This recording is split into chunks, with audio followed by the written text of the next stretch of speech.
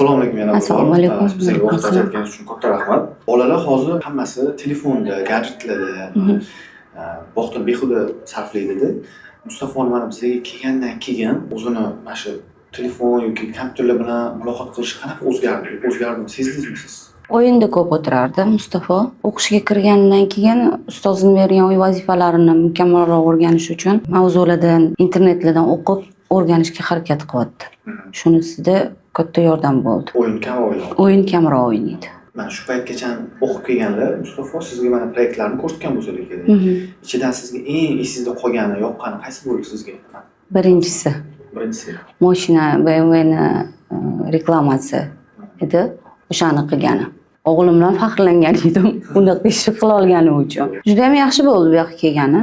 O'qituvchisi bilan juda ham yaxshi muloqotda. Ingliz tilidan ham proyektlar qilib olib boryapti. Yaxshi ta'sir qildi buni.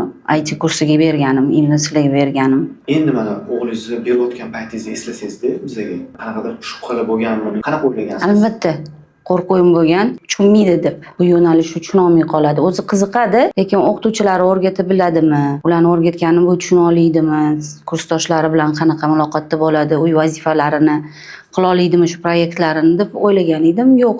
Birinchi oydan hammasi a'lo darajada. Hech qanaqa qiynalib, настроенияsi tushgan, o'qimayman boshqa, qiynalyapman degan gaplarini eshitmaganman.